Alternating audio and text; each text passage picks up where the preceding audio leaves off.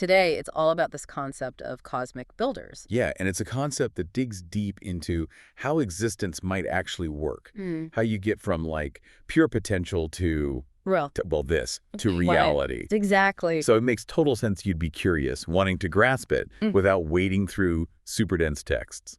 That's what we're aiming for here. Totally. Our mission today is to get a real feel for who or what these builders are supposed to be, what's their job description, shaping the cosmos, shaping life, and why does this idea keep echoing through history and across cultures? Consider this your shortcut to understanding a really big idea. Yeah, a backstage pass. And our main guide for this is going to be The Secret Doctrine's Builders of Cosmos. It lays out this concept in pretty remarkable detail. Okay, let's dive in then. Who are these cosmic architects? First thing, I guess, is they're not the ultimate creator, right? Not the top dog. Right. That's key.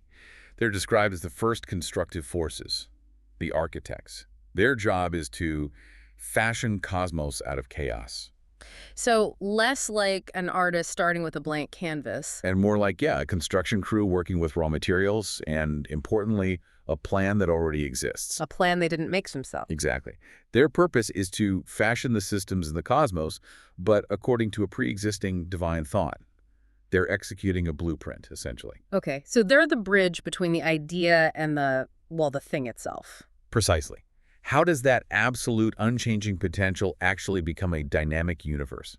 The builders are presented as that necessary mechanism. They are the action principle. And these aren't just like mindless energies pushing things around. No, not at all. The text is clear. They are intelligent powers of nature, living entities. They're the first constructive forces, the firstborn even, of chaos and primordial light. So there's intelligence baked in from the start. Yeah, their dual nature is crucial. They're both forces and intelligences.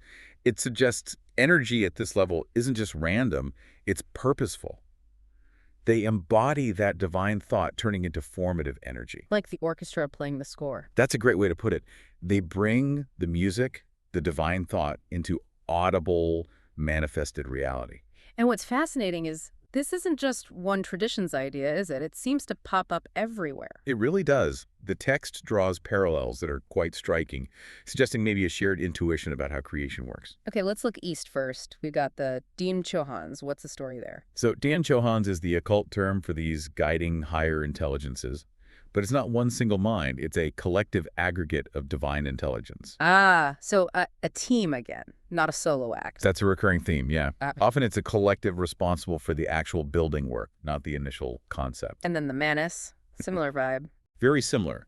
Often the text says they're identical, especially the first 7, mind-born Manus and the Dhyan Chohans. They're also linked to the Kabbalistic Sephiroth of construction. Mind-born. That connects back to the divine thought idea, doesn't it? Directly. It reinforces that these constructing forces are emanations or expressions of a higher plan or intelligence. The Manus are especially tied to cosmic cycles and human evolution. Okay, and Hinduism has the Prajapati. Yes, the lords of being. Yeah. And they're explicitly identified with the Sephiroth and the builders. Figures like Osiris are even compared to the chief Prajapati. So different names, same underlying job description. Pretty much. Prajapati really emphasizes their role in bringing forth and governing life. The fact that Dhyan Chohans, Manus, Prajapati are used almost interchangeably highlights this shared core concept across cultures. All right, let's swing over to the Kabbalistic and Hebraic side. What parallels do we see there? Well, you have the Elohim, or Al-Shem. Esoterically, these are the architects building cosmos from chaos, synthesized by the Demiurgos, who is also called Elohim. And Elohim is plural, right? Crucially, yes. Fits perfectly with the idea of a collective of builders. They're called divine workmen, energies. The spirit of Elohim, seen as the collective logoi, produces that first divine idea. Again, plural actors. And the Sephiroth structure fits in here too. How do they relate? Absolutely. The Sephiroth are the emanations from the ultimate, Ein Sof. The builders are specifically the lower active ones. The 6 Sephiroth of construction, unified by the 7th, Brigitte, or the Logos. So the active, hands-on principles. Exactly. They're doing the work of manifestation. And again, like in the East, they emanate from a higher unity, Ein Sof. It's always this idea of intermediary powers. It's really striking how widespread this basic pattern is, and the text gives even broader terms, right? Just general labels. It does. You see, architects and creators used almost like synonyms, which makes sense given their function. And the seven spirits concept also comes up a lot. That number 7 again. Yeah, it seems fundamental, linked to a basic duality splitting into these 7 creative powers or virtues of God. Even Zoroastrianism fits in with the M-Shaspens. Yep, presented as direct equivalents, called archangels, personifications of divine virtues, and explicitly linked to the Hindu Saptarishi, the 7 rishis, another clear cross-cultural link. Wow. And the list keeps going. Angels, messengers, Ophanim, which means wheels or runners, sons of God. Right. Each name adds a little nuance. Vigilant counselors, rectors, rulers of the world, cosmocrators, world bearers. They paint this picture of active, intelligent governance. And the ancients, born from chaos. Suggest beings right at the foundation of existence. So across all these names, you see different facets. Messengers, active agents, power sources, guides, foundational beings. It's a multifaceted role. Seeing them all together, you really start to connect the dots. It's like the same idea viewed through slightly different cultural lenses. Exactly. Different terminology. Yeah. But the core idea of this hierarchical host of intelligent creative powers, the builders, is remarkably consistent. Okay, so they're builders, architects, but where do they stand in the grand scheme of things? Are they running the whole show? Ah, good question. The text is pretty clear. They're intermediaries. Hugely important, but not the ultimate source. Think of them as senior project managers, maybe, but they still answer to the main office. The main office being? The ultimate source is often called Parabrahman, or in Kabbalah, Ein Sof, this unknowable absolute principle. The builders, or Dhyan Chohans, emanate from the Logos. And the Logos is like the first step down from the absolute. Kind of. It's the primary manifestation. The ego in the cosmos, as the text puts it. All other consciousnesses are like reflections of it. Parabrahma itself is incognizable, unnameable, the one essence. So the builders are a few steps removed from that ultimate origin point. Exactly. And their actions are guided by that divine thought we mentioned, the eternal plan originating from higher up. Which means they're conditioned, limited by their role within the manifested universe. They aren't the absolute itself. Precisely. Their existence is tied to the cosmic cycles of activity, the Manvantaras. They aren't eternally active like the unconditioned absolute. They are part of the cycle. The text lays out 3 stages for manifestation, doesn't it? Where do the builders fit? Right. Stage 1 is the hidden, unmanifest source, pure potential.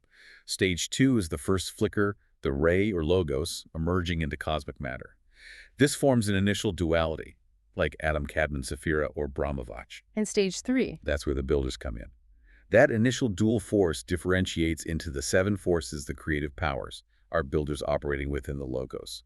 It's a progression from 1 to 2 to 7, essentially, from unity to active multiplicity. So they have their place, emanating from higher up, and then they get to work.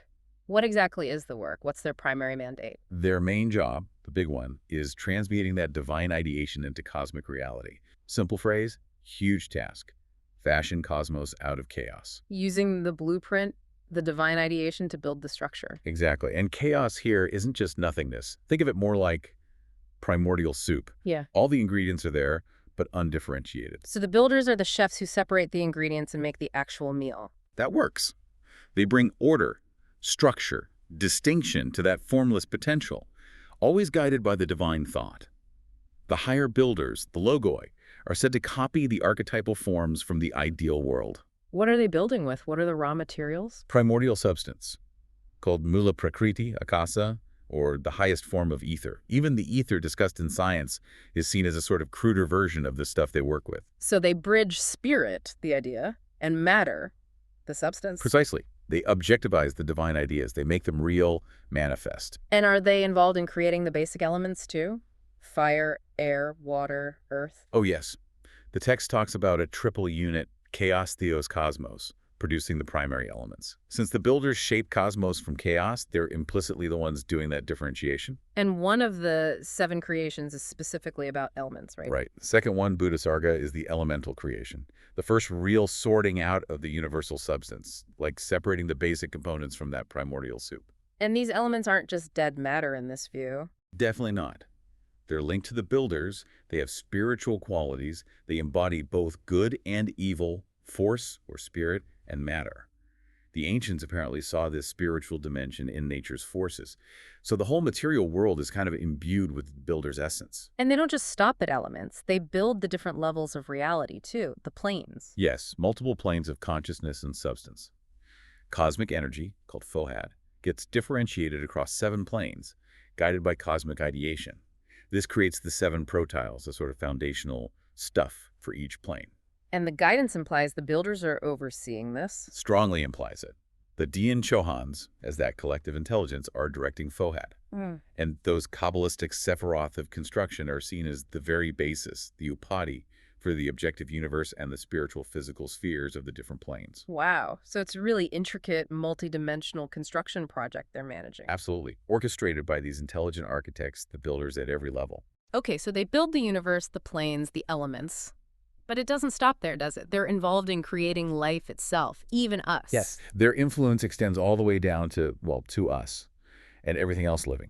The framework for this is laid out in the 7 creations. It's like a cosmic evolutionary plan. Which comes from the Vishnu Purana. And the builders are involved in each stage. Give us the quick tour. Okay, quick tour. First, Mahat Tattva Universal Soul Mind, the first Manus Dhyan Chohans embody this.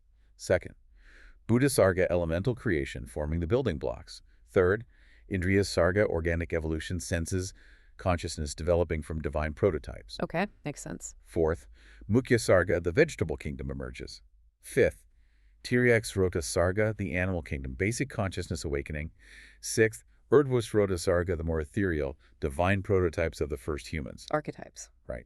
And finally, seventh, Arvex Rota Sarga, the evolution of physical humanity. And there were mentions of 8th and 9th stages too, dealing with mind and specific divine interventions. But the key is, builders are orchestrating each step. It's a very structured unfolding, and there are specific groups of builders mentioned, like the Kumaras. They seem important for humans. Hugely important. The Kumaras are a special class of Dhyan Chohan. Their job is being the progenitors of the true spiritual self in the physical man. They essentially give us our higher mind, our spark of self-awareness. And that whole refusal to create progeny thing. Esoterically, it's not about literally refusing to have kids. It's about them focusing on the spiritual endowment, not just physical creation, hence being ever pure and innocent. And this connects to the fallen angels myth. Yes, exactly. The fall is interpreted as their voluntary descent, their choice to incarnate or project their essence into early, more animalistic humanity to awaken Manus, the mind. So they lifted humanity up rather than falling in a bad way. That's the esoteric reading. They turned animal man into thinking man. They're the Prometheus for gifting the fire of intellect, catalyst for our self-consciousness. Okay, so Kumaras for the spiritual side. What about the Pitras? The Pitris are the lower Prajapati. They're the ones who provide the blueprint, the model or type of his physical form. They lay down the more ethereal or astral framework for our bodies. So a dual influence. Spiritual from Kumaras, physical pattern from Pitras. Exactly. Highlights the complexity of our makeup. And the builder's work continues through things like root races and rounds, even the very early forms like the sweat-born. Absolutely. The divinities involved in the 6th creation become prototypes for the first root race, evolving the sweat-born, those early ethereal reproductive forms. Even the Kabbalistic kings of Edom are linked to early, less developed human forms in the first round. And the Kumaras stepped in later. Their intervention to awaken mind happened mainly during the first couple of root races and into the third. It shows this continuous, phased involvement by different builder groups throughout human evolution. It really feels like everything is interconnected and guided by these builders, and numbers seem crucial to understanding how they operate, like a cosmic mode. Very much so. Numerical symbolism isn't just decoration. It reflects the underlying laws and structures the builders work with. It's the mathematics of creation. 7 comes up constantly. What's the big deal with 7? It's everywhere, isn't it? 7 creative powers, 7 spirits, 7 rishis, 7 amshaspins, the lower 7 sephiroth. It seems to represent a fundamental principle of differentiation and manifestation. How the one becomes many. Kind of. How unity unfolds into diversity. 7 seems to be the primary pattern for this in the manifested world. Think 7 notes in a scale, 7 colors in a rainbow. It's the signature of the builder's work, structuring the cosmos. Even things like 7-headed dragons symbolize the 7 principles in nature and us. Okay. And 10, the Deca. 10 represents completeness, the whole cycle. Pythagoras loved it. In Kabbalah, the 10 Sephiroth are the totality of creative powers, the archetypal cosmos. It's often the 3 higher, more abstract principles, plus the 7 active builders. The whole team, abstract and active. Right. The decad frames the whole creative process. What about 12 and 49? They seem specific. 12 often relates to major cycles, like the zodiac, those vast years of Brahma. It marks divisions of time and cosmic processes. 49, being 7 times 7, suggests the full unfolding and interaction of those 7 fundamental powers. Like all the possible combinations of potentials within the builder's septary nature are active. So the numbers show the complexity and the cyclical nature. Exactly. They reveal these intricate, multi-layered processes of creation and evolution that the builders manage. And this all ties into the huge cosmic cycles, Manvantaras, Pralayas, the days and nights of Brahma. Absolutely. The builders are active during the Manvantaras, the cosmic days of manifestation. At the start of each immense cycle, billions of years, these great divine beings, often 7 or 8, descend to set things up. So the builders are the agents of cosmic law, operating on these almost unimaginable timescales. Precisely. Their work is the unfolding of these cycles, kalpas and yugas. They bring universes into being, sustain them, and then, during pralaya, the cosmic night of dissolution, their active role ceases, becoming latent until the next cycle begins. Okay, so they're incredibly powerful, intelligent architects working on vast timescales. But they do have limits, right?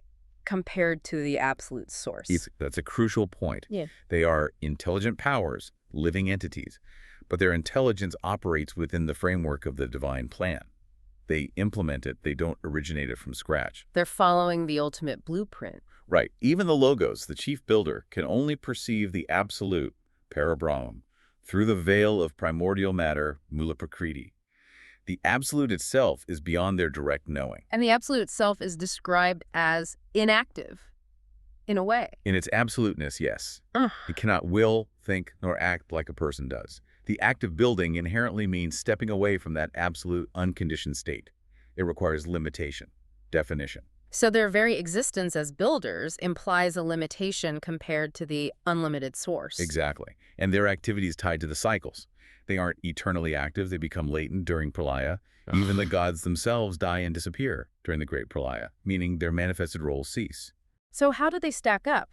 Compared to the ultimate deity, and maybe compared to lesser beings like nature spirits? Well, the ultimate deity, Parabrahman, Ein Sof, is abstract, impersonal, undifferentiated potential. Pure spirit matter. The builders are manifested, active, often described with dual aspects, male, female. They belong to the world of differentiation. So clearly distinct from the absolute source. Very distinct. And then on the other end, they're far superior to the lower grade nature spirits that are more closely tied to animating the specific phenomena of the physical world. The builders are the architects and governors, operating at a much higher, more fundamental level. They occupy that critical middle ground. Exactly. Not the ultimate source, not minor elementals, but the grand architects and engineers of the cosmos. It really paints a picture, doesn't it? Not a single creation moment, but this ongoing, vast, intelligent, collaborative process led by these builders. It really does. They are that essential link. The first constructive forces, the architects, turning the divine thought into reality, shaping cosmos from chaos. They are the 7 forces doing the work.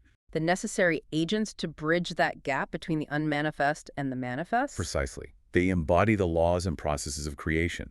The absolute might be beyond direct action. The divine plan exists as potential, but the builders are the ones who execute it, who make it happen. And it's always presented as a collective, right? Elohim, Dhyan Chohans. It's plural. Yes, the divine fiat is seen as this collective spirit working through his agents, the builders. They are the dynamic working forces, the movers, the runners. It's a universal, collective, hierarchical agency. Which is quite different from the idea of a single, personal creator figure. Very different. It moves towards a more philosophical understanding of a distributed, layered creative process with specialized roles like the Kumaras versus the Pitras, or the different stages of the 7 creations. Even when there's a chief figure like Brahma or Osiris, they often represent the synthesis of a larger group. So they are the indispensable, multifaceted agents connecting the ultimate unity with the incredible diversity we see all around us. That's the core idea. They bridge that seemingly infinite gap. Okay, so let's try and pull this all together. We've explored the builders, these intelligent, hierarchical forces. They actively shape the cosmos, guided by a divine plan. We see echoes of this idea across so many traditions. Right. And their work follows specific numerical laws, unfolds across vast cosmic cycles. They're crucial not just for the universe's structure and elements, but for the evolution of life, including our own spiritual and physical forms. It's a seriously complex and pretty profound perspective on how everything came to be. It really is a rich tapestry. And hopefully for you listening, this deep dive has helped clarify this fascinating concept. Maybe just take a moment and really sit with that idea. A universe built not in one go, but through this massive, intelligent team effort. Yeah, think about how that shifts things. How seeing creation as this collaborative process involving these cosmic builders might change how you view, well, everything, the nature of intelligence in the universe, maybe even our own place in this ongoing cosmic story. What other questions does this spark for you? Because sometimes the questions are where the real journey begins.